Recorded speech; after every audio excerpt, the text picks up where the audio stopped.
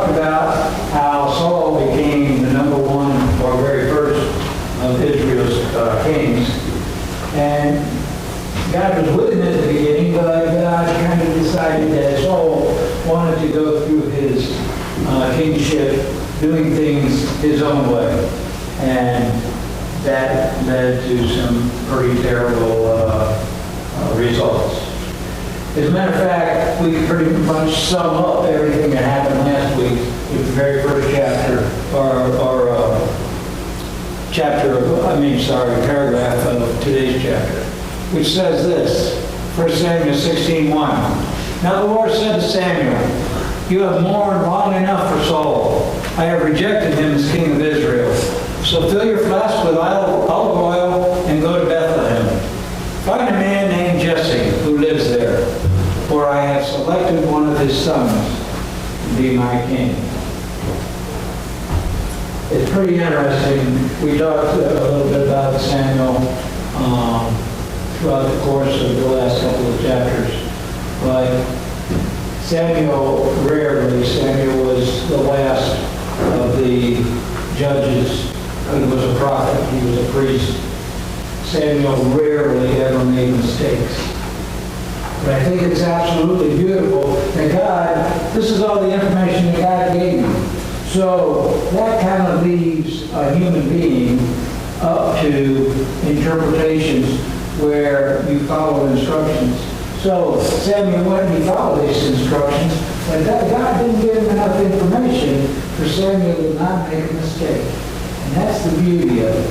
God allowed Samuel to make his own mistakes. Samuel didn't make too many mistakes in his life. But in this case, he made a mistake that each and every single one of us makes. We'll find that in 1 Samuel 16, 6 and 7.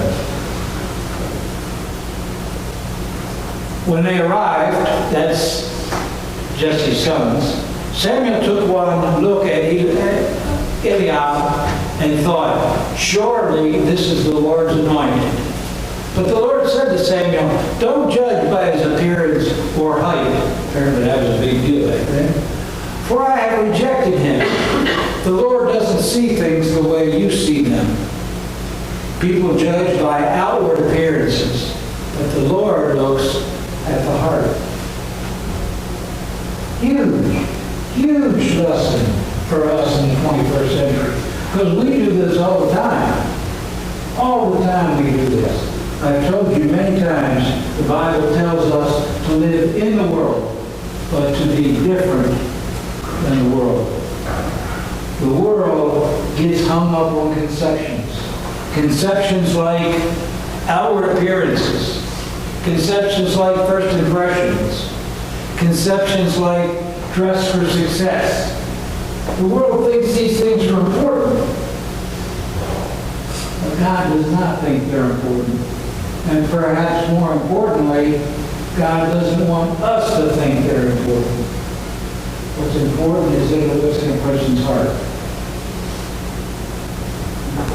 So much so that after all the sons were paraded in front of Samuel, finally David comes through the door and God says this. And the Lord said, "This is the one.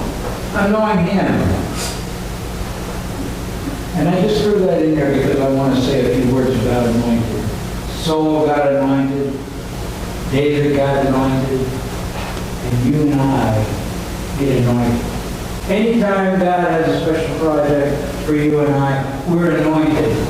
And at that moment, at that time, the Holy Spirit takes a very powerful position in our lives. We should learn to recognize those times because they're very important to us. They're very important to somebody else because somebody else is going to be the beneficiary of your mission. I guarantee you that Holy Spirit will be strong in you. You need to understand too that doesn't mean you're not going to make mistakes. God leaves you open to be able to make mistakes. The Holy Spirit leaves you open to be able to make mistakes.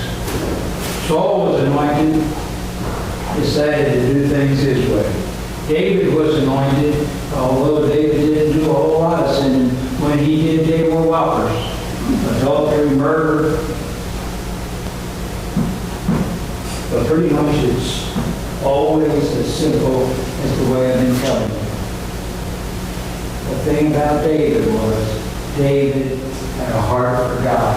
It says this so many times in your chapter today. David had a heart for God. And this was even before David knew what plans God had for him. So as I was writing this sermon and I was reading this in the chapter, I kept asking myself, well, what does a heart of God look like? And I came up with 3 descriptors that, to me, kind of sum it up. The first is seek solitude.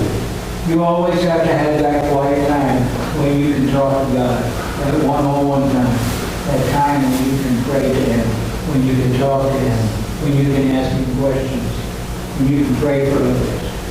Any communication that you have with God is called prayer. And I put solitude up here, but it doesn't even have to be solitude. When you get really good at this, it doesn't matter what's going on around you. You'll be able to have that communication with God because of you have trained your mind to that point where you want to seek solitude with God. Doesn't matter what's going on around you. The second thing is be faithful. I've told you this many times before. Be faithful in the things you do. If you sin, okay, admit your sin. Go to God, repent, say you're sorry, and move on with your life. You're going to sin. I'm going to sin. But that should not put on the brakes of our Christianity. It can't put on the brakes. Because then Satan wins. Not only he wins twice. Not only did you sin to begin with, but you stopped your good works. Because a lot of reasons that we don't go forward after we sin. Fear, rejection, all those things. And the last thing I put up here was expect difficulty. God always tests those that He loves and those that love Him. It's very important for God that we pass these tests. And again, don't be put back or put off if you don't pass the test now and again. Samuel didn't pass all his tests. Elijah didn't pass all his tests. None of us pass all of the tests. But remember, and these difficulties that God gives us as tests, understand something. He is preventing greater difficulties in our lives that the devil has plans for us. So understand, be prepared for difficulties, expect difficulties, they're going to happen. If you decide to have a heart for God, I guarantee you will never be disappointed in that decision that you make. So what's the next thing? Well, the next thing that happens in our story today is really, to me, it's really comical. I don't know about anybody else. But the Philistines, they want to enslave the Israelites. So the Philistines, they set up their battle lines here, and the Israelites set up their battle lines here. But the Israelites don't want to lose any men in enslaving the Israelites. So what they do, they send out, in the middle, they send out their giant 9-foot, 9-inch tall champion, Goliath. Now why the Israelites didn't just take their army in charge like they would in any other war or any other conquest, I have no idea. I can't explain. But for some reason or the other, this entire army was mesmerized with fear. I can't explain it to you. But this little Goliath, he comes out and he challenges the Israelites every day for 40 days until David shows up. 40 days. These are patient armies. I got to tell you that. But that brings up the question. What is it that this 14-year-old boy had that all the rest of the Israelite army didn't have? And I drilled it into you 3 or 4 or 5 weeks ago when we were on the chapter on Joshua. David had He was strong in his faith, and he was courageous in God's abilities. Not our abilities, in God's abilities. Strong in your faith and courageous in God's abilities. And notice something else. David just didn't sit there and wait on God to tell him what to do. David charged forward. And he believed in God's protection. And I think that sometimes something that we may have problems with, we may have problems taking that first step. Reminds me of the joke of the old homeless man who prays to St. Francis that please let me win the lottery. And he prays this prayer every single day for 40 days. And eventually St. Francis can't take it anymore. He yells down from heaven at the homeless man. He says, go buy a ticket.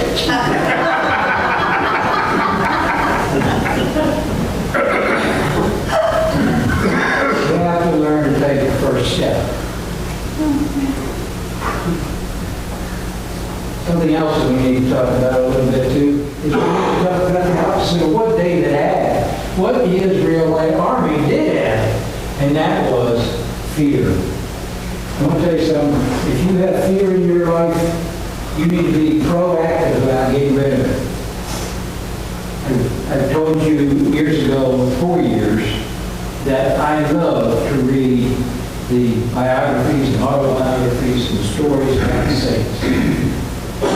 Why do I like that? It's because it gets rid of my fear. It gets rid of my fear and it makes me stronger in my faith. It's not uncommon at all to gain strength in this life and faith through other people. So find a resource and use it. Okay, so the story continues. Saul's 70 years old or so when he kills himself in battle finally. But he spends the majority of his reign trying to kill David. Why? Well, mostly because Saul was crazy. And one of the things that made him crazy was this insane jealousy he had toward David. And it's interesting to compare the two men. We've already saw Saul, who was commissioned by God, but then God pulled his grace from him. And then David, who is now anointed and who has the power of the Holy Spirit in him.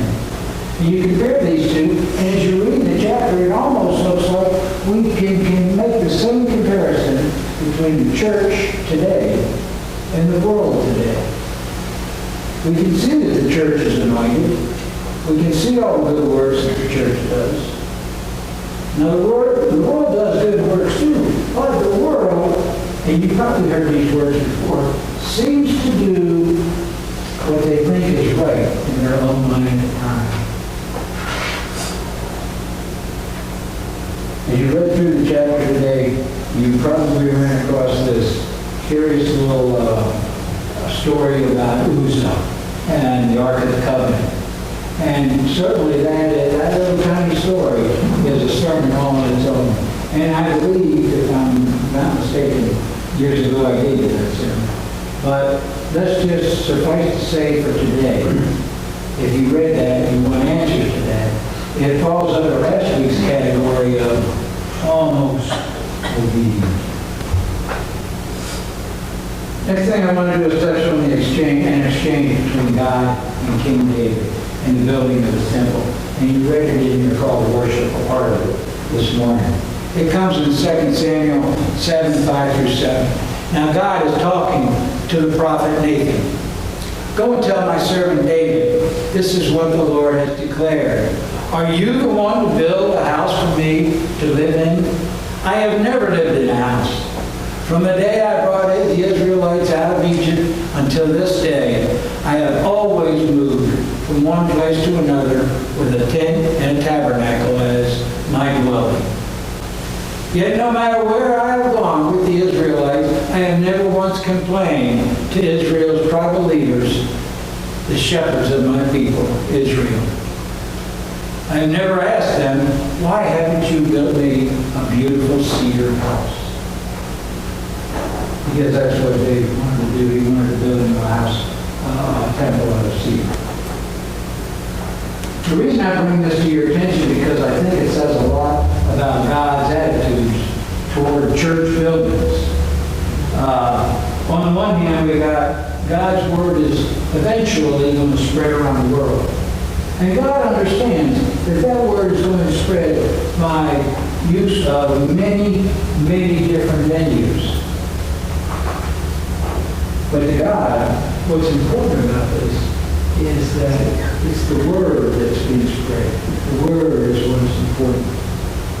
On the other hand, there will come a time here in the near future when we will find out that when the Israelites have settled in their forever home, which is Jerusalem, that's the home God picked for the Israelites to be their capital, to be their home, and his home. God did allow David's son, Solomon, to build a temple in elaborate. One could certainly say that the Boone Grove Christian Church is in a place where it can highly be considered its forever home.